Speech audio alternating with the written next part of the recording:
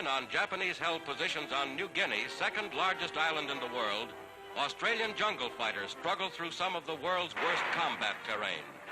Fording streams and climbing trails up the sheer sides of mountain ridges, they haul every ounce of their supplies by manpower alone.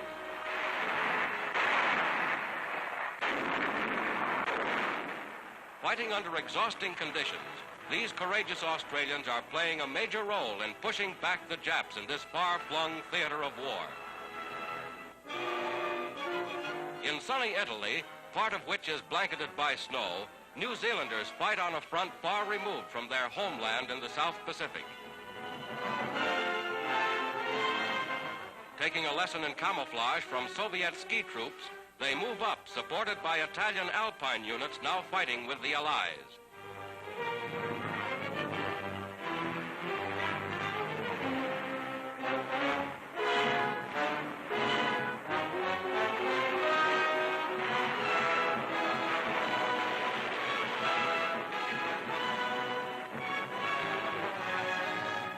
South of Rome, the beach at Anzio looks peaceful enough here, but actually this is the scene of some of the bitterest fighting of the war.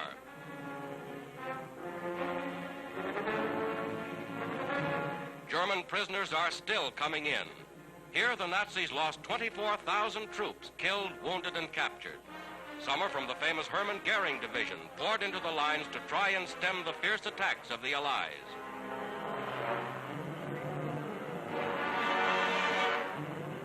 Prisoners receive the same expert medical care that is given every Allied soldier. From minor wounds to major operations calling for blood plasma, friend and foe are treated alike.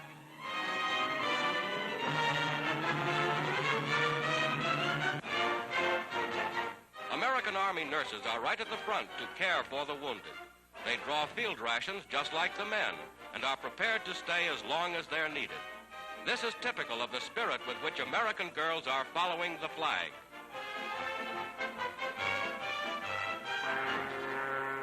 Constantly under fire, the Beachhead is attacked by a lone Nazi plane, and the pilot is shot down in flames.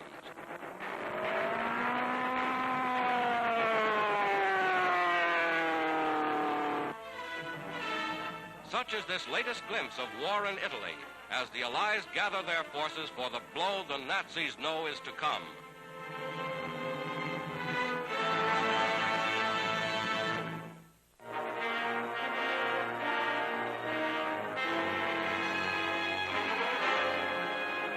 Flying over snow-covered mountains on America's east coast, planes simulate the search for a lost pilot.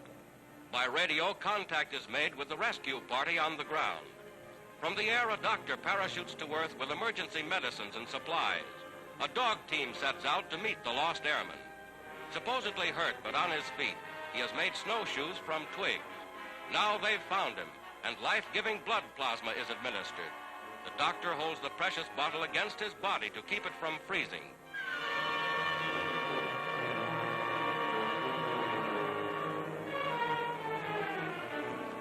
Dogs trained for rescue work in Arctic climes haul the sled over the trail. They encounter many hazards, but dogs and men are accustomed to such obstacles. And here's how they cross a perilous ravine.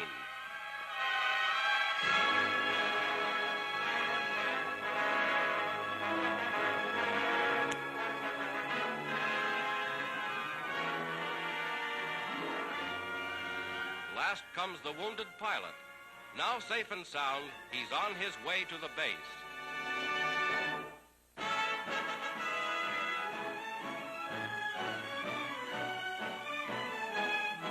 A naval academy located in southern Italy is again training large classes of cadets to become officers in the Italian merchant marine.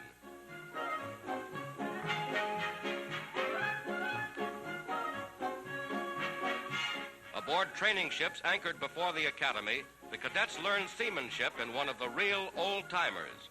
Hand over hand, they scale the rigging like veteran salts. Here is one of the ways in which young Italy is being equipped to man the ships of the future.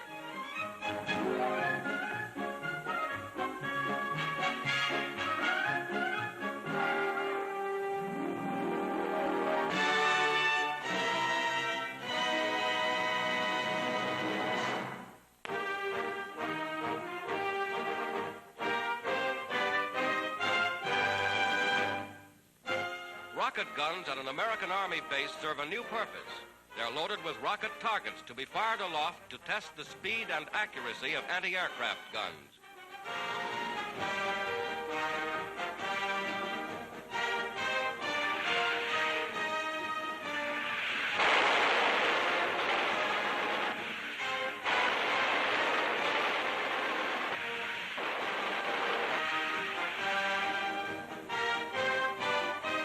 To hurtle through space at more than 450 miles an hour, the rocket targets travel at speeds greater than the fastest aircraft.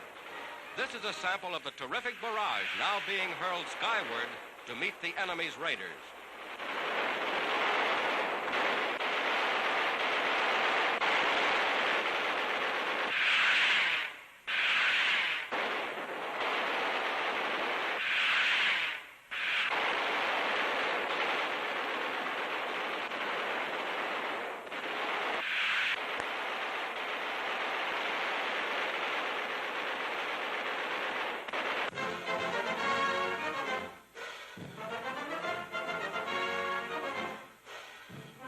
British and American sailors on leave at a North Atlantic base enjoy winter sports with a tug of war.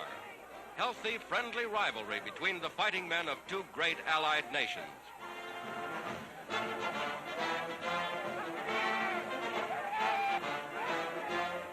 Some of the British boys try to emulate Scandinavian ski stars.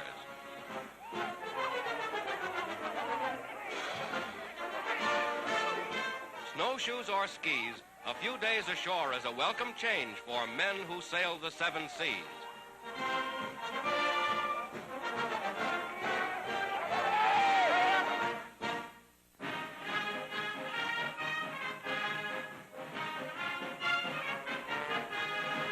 The new United States aircraft carrier Shangri-La, named for the mythical base from which American flyers bombed Tokyo, is sponsored by Mrs. Doolittle, wife of the man who led the raid.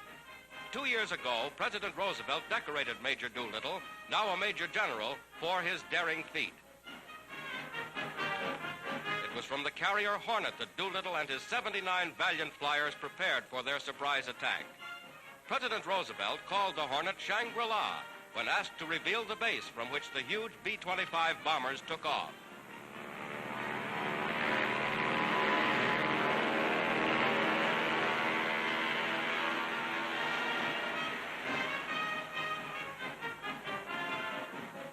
Now, before a crowd of 100,000 people, Mrs. Doolittle launches the new carrier.